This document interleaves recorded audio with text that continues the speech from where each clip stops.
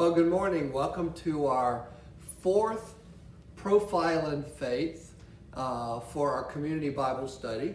We are going to continue to talk about Jacob and Esau, and this is going to be about Jacob's journey. If you look on the Touchtown app or you call the front desk, we can get you a copy of this. So if you would really like a map to see those towns and areas, that I found a pretty good one online, and I reprinted it here on our guide.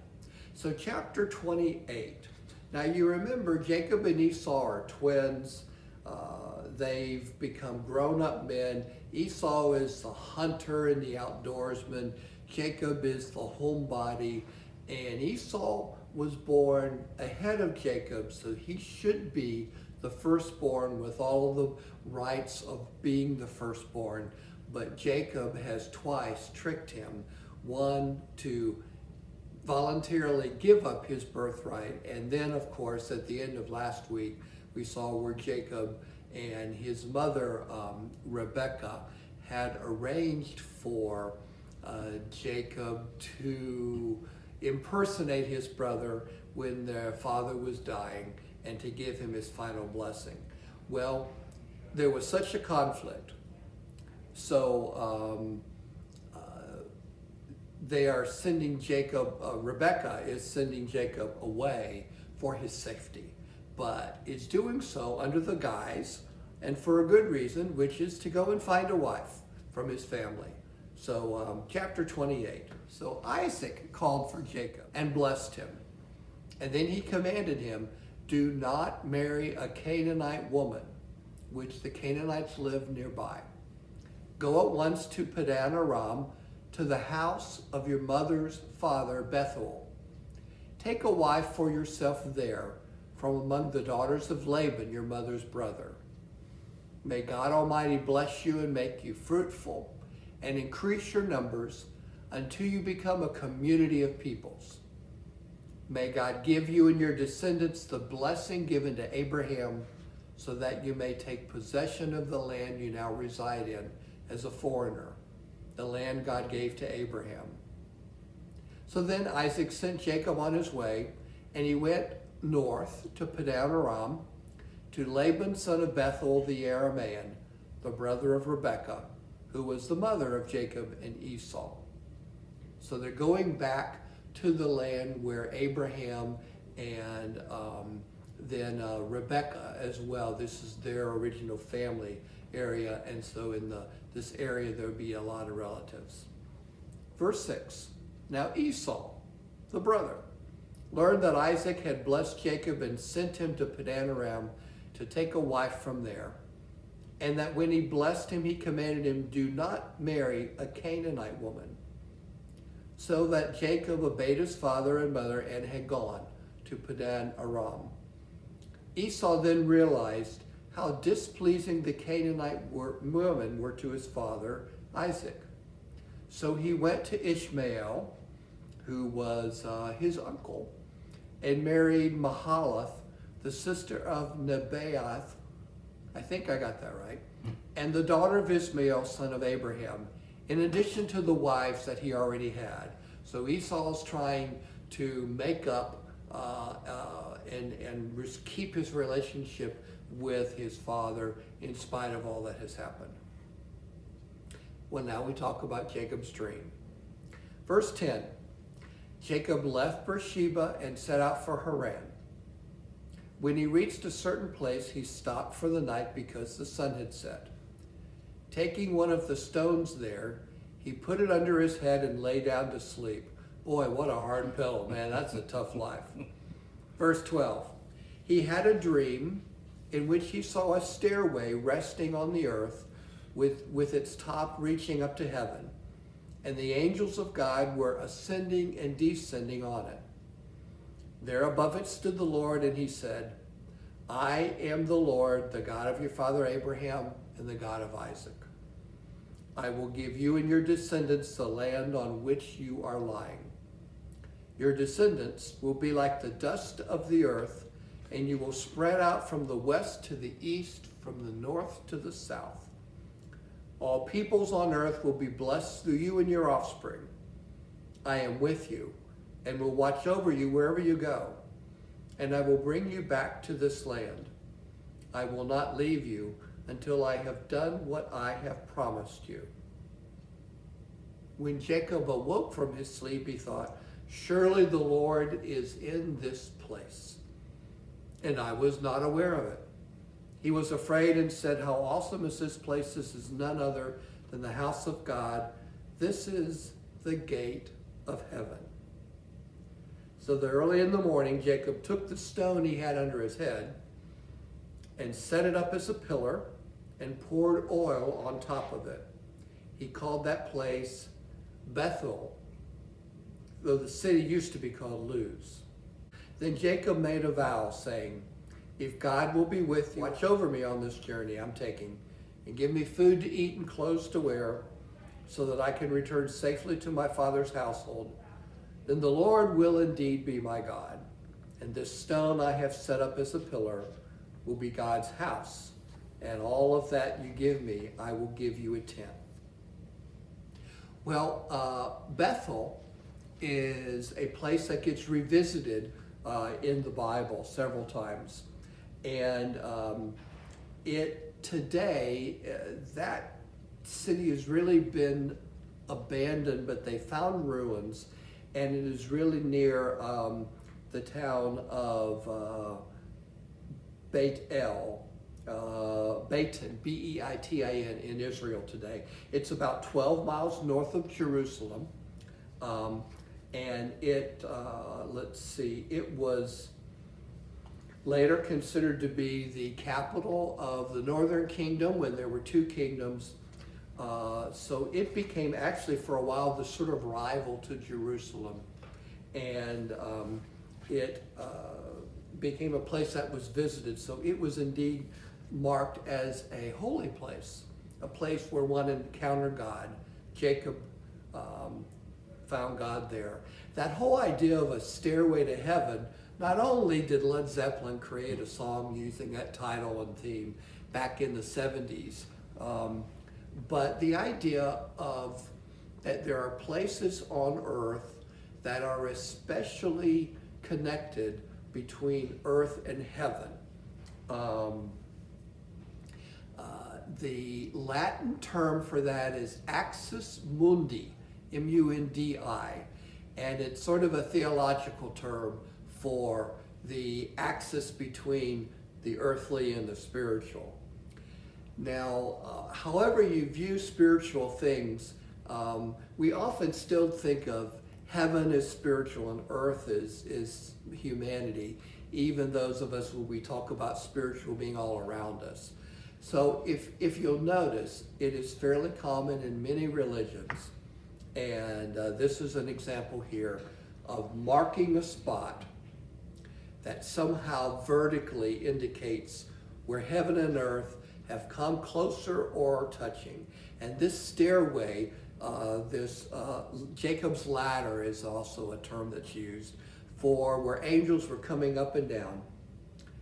If you go into many religious buildings, many of them have steeples or inside have high-reaching arch within the ceiling that in some ways I think is an emotional lifting your spirits, because you have to look up instead of looking down. But it's also somehow this human feeling that we have a connection in a place with heaven and earth. And you can see that in many other religious places that are not just Christian or Jewish, where that's the feeling of the connection. So here, Bethel was where there was the stairway to heaven. Angels were going up and down. It was the traveling teleport, to use modern space age terms, between the heavens and the earth. So Bethel, an important place. So Jacob goes on, I'm checking my notes here, Chapter 29. So Jacob continued on his journey and came to the land of the eastern peoples, which is where he was looking for his family. There he saw a well in the open country where there were 3 flocks of sheep lying near it, because the flocks were watered there by the well. The stone over the mouth of the well was large, and when the flocks were gathered there, the shepherds would roll the stone away from the well's mouth and water the sheep, and then they would turn the stone back to the mouth of the well. Verse 9, while he was talking with the shepherds there, Rachel came with her father's sheep, for she was also a shepherd. When Jacob saw Rachel, daughter of his uncle Laban, and Laban's sheep, he went over and he rolled, as a gentleman would do, the stone away from the mouth of the well and watered his uncle's sheep. Then Jacob kissed Rachel and began to weep aloud. Boy, that was an emotional start for meeting somebody new. But he told Rachel that he was a relative of her father and a son of Rebekah. So she ran ahead and told her father. So this is the beginning of this family connection. As soon as Laban heard the news about Jacob, his sister's son, basically his nephew, he hurried to meet him. He embraced Jacob and kissed him and brought him to his home, and there Jacob told him all of these things. Then Laban said to him, "You are my own flesh and blood." Well, Jacob stays with him for a whole month. Laban says, "Just because you're a relative, should you work for me for nothing? Tell me what your wages should be." Now Laban had 2 daughters. The name of the older was Leah, and the name of the younger was Rachel. Leah had weak eyes. Now I'm not sure what that means. Were they droopy? Would she have poor eyesight? There's lots of theories on that. But it evidently was noticeable in her appearance. But Rachel, the younger, had a lovely figure and was beautiful. Jacob had fallen in love with Rachel and said, "I'll work for you for 7 years in return for your younger daughter, Rachel." I don't know where he came up with the 7 years. If he were smart, I think he would have started with 7 months, and then if he had to extend it, he could have done that. But maybe Jacob wasn't so good at negotiating at that point.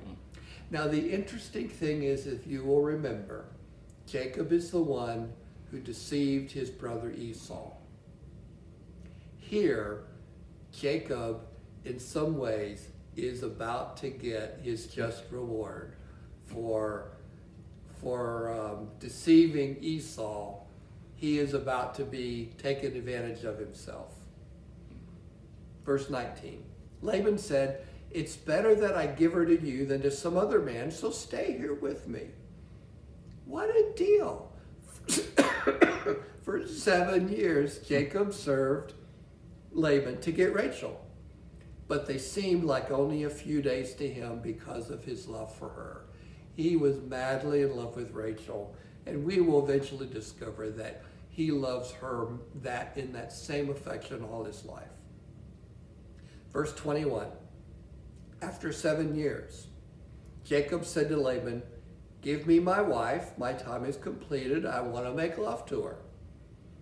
So Laban, the father, brought together all the people of the place and gave a great feast, because that's how you had a wedding those days. But when evening came, he took his daughter Leah and brought her to Jacob, and Jacob made love to her. I presume it was dark. They all been partying, and he evidently didn't notice that he had the wrong woman.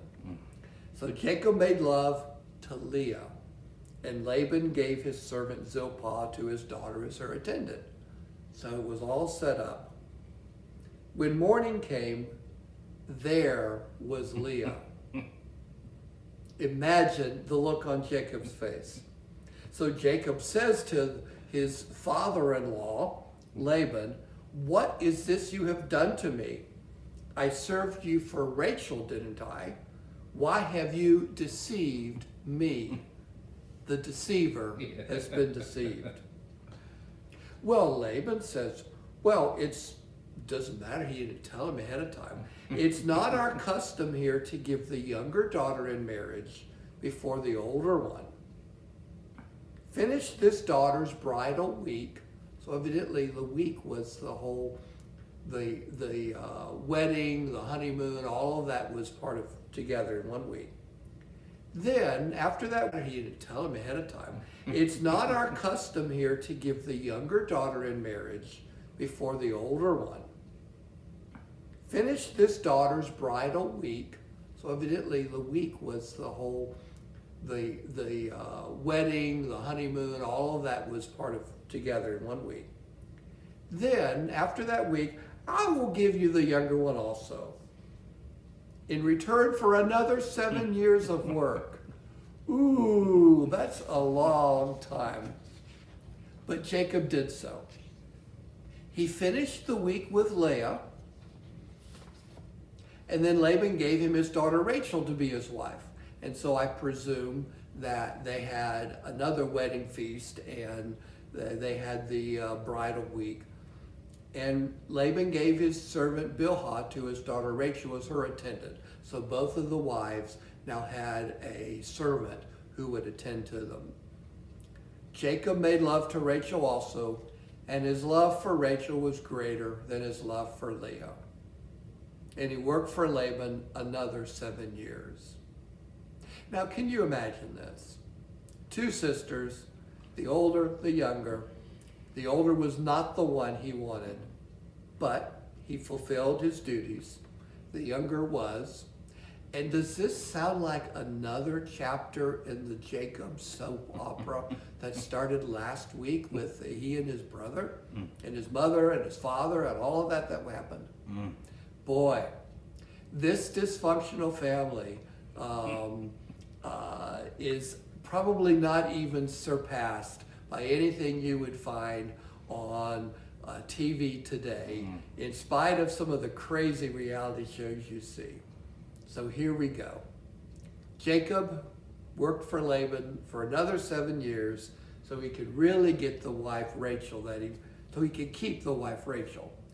The one thing I can say about Jacob is he was honorable in following his request, his commitment. He did work 7 years for one, and then even after marrying Rachel, 7 more years for her. A total of at least that 14 years. Well, now we're going to learn a little bit about the wives and the children. Verse 31. When the Lord saw that Leah was not loved, Jacob really loved Rachel. He enabled her to conceive first, but Rachel remained childless. Leah became pregnant and gave birth to a son. She named him Reuben, for she said, "It is because the Lord has seen my misery.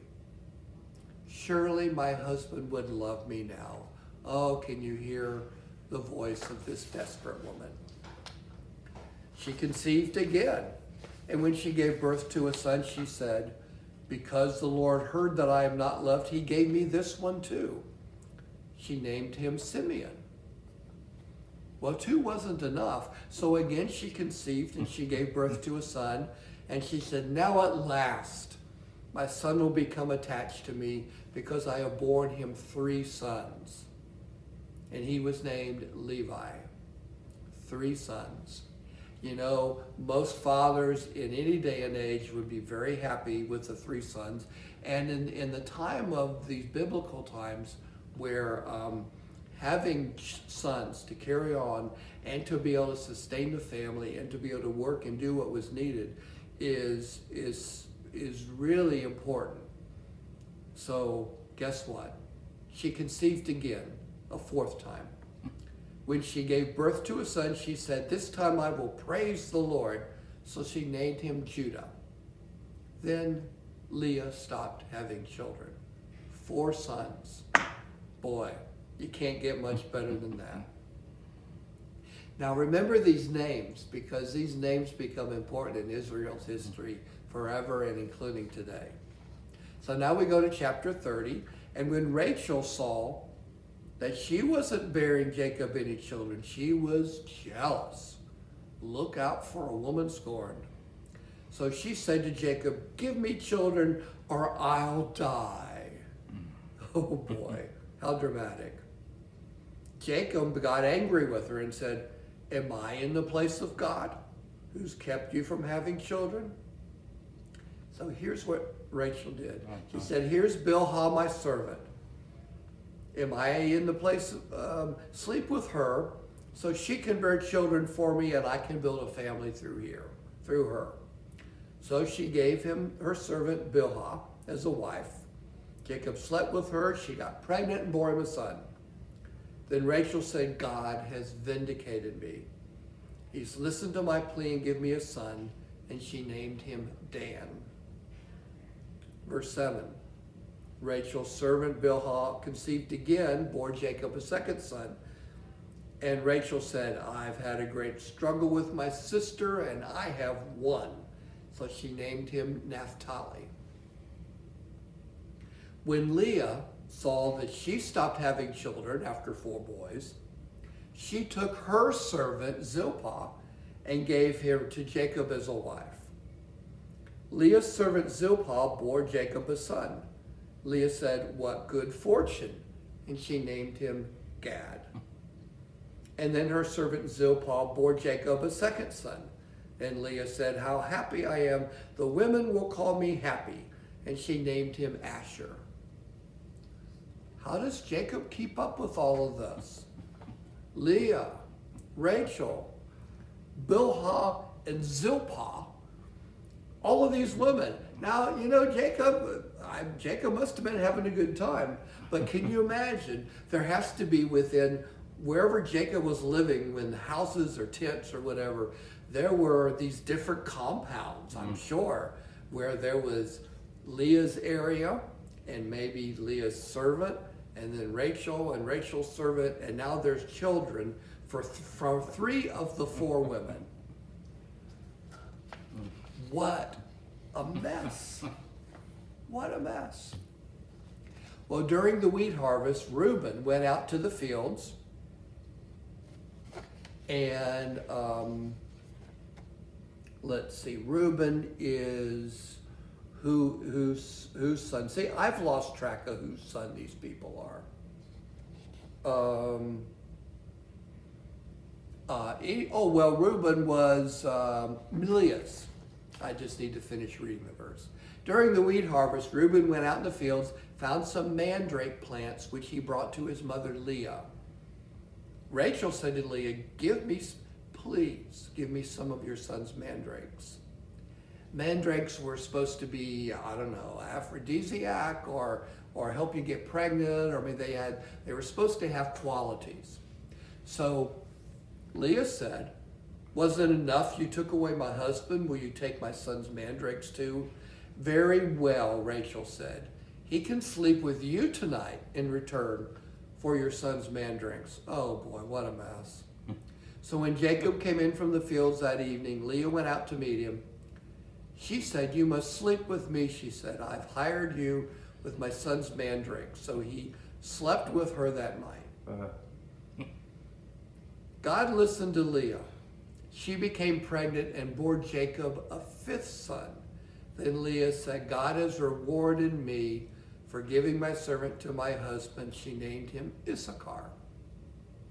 Leah conceived again and bore Jacob a 6th son. Boy, Leah is quite a mother here. She said, God has presented me with a precious gift. This time my husband will treat me with honor because I have borne him 6 sons. So she named him Zebulun. Sometime later, she gave birth to a daughter and named her Dinah. Then God remembered Rachel. Finally, he listened to her and enabled her to conceive. She became pregnant and gave birth to a son. God has taken away my disgrace, and she named him Joseph and said, may Lord add to me another son. She's trying to catch up with Leah, who has 6 sons, and Rachel now has the one. But this son is Joseph, and guess what? we all are going to find out that Jacob loved Rachel so much, and when he finally had the son Joseph, he loved and doted over his son Joseph, and that will eventually come back to haunt him. Well, as you can tell, Jacob is doing well in the family and the children business, but he's also doing well in the business of raising sheep and goats and his whole wealth. So verse 25, Rachel gave birth to Joseph. Jacob told Laban, "Send me on my way so I can go back to my own homeland. Give me wives and children for whom I've served you, and I'll be on my way. You know how much work I've done for you." This is probably close to 20 years. But Laban said to him, "If I have found favor in your eyes, please stay. I have learned by divination that the Lord has blessed me because of you." He added, "Name your wages and I will pay them." Jacob said to him, "You know how I have worked for you and how your livestock has fared under my care. The little you had has increased greatly, and the Lord has blessed you wherever I've been. But now may I do something for my own household?" Laban said, "What shall I give you?"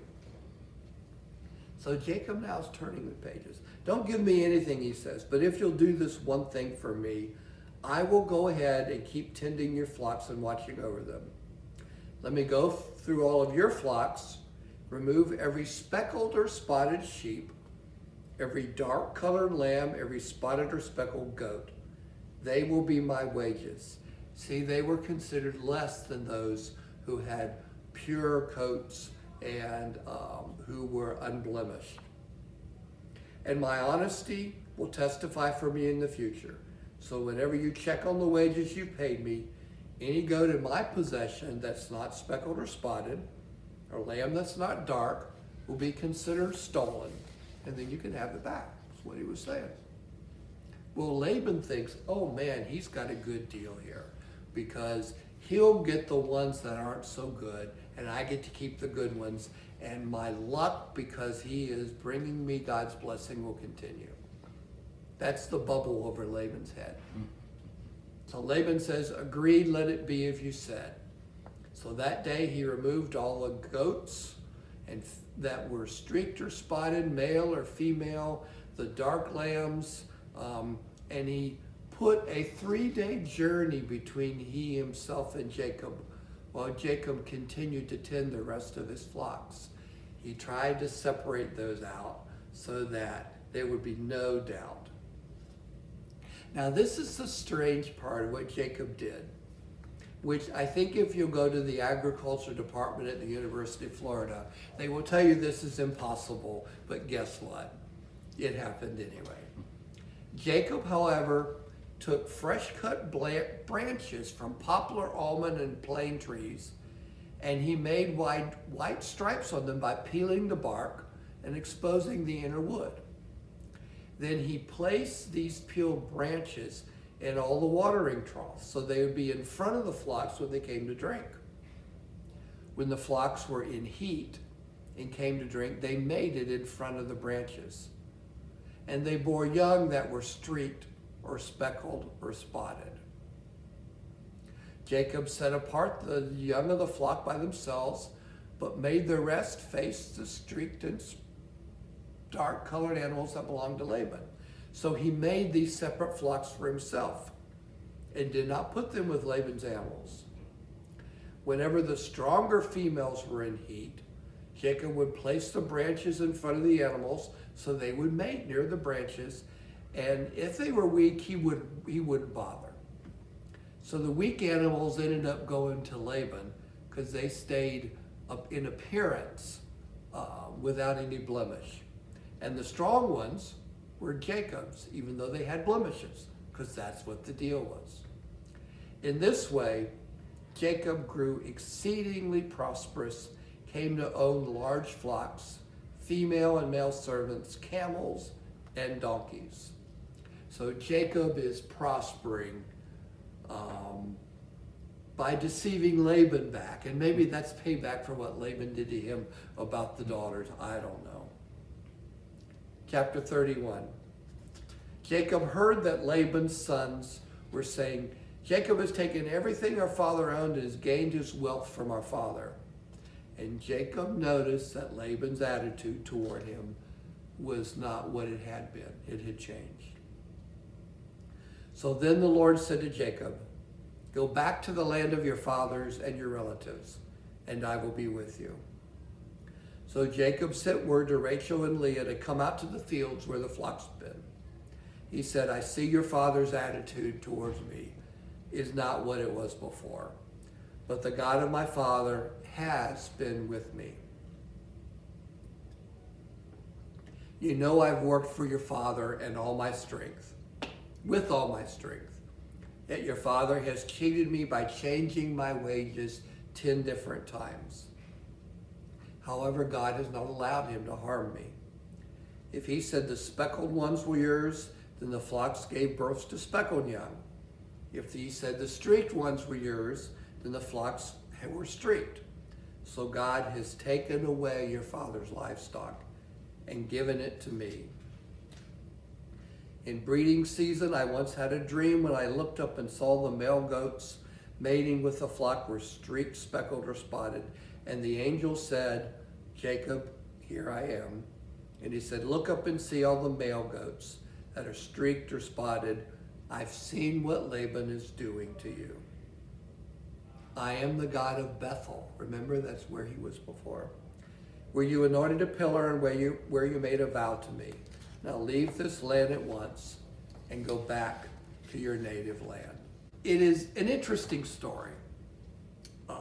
The back and forth. The deceiver gets deceived, but yet he's getting back at Laban. But the key is that God told him, I would bless you.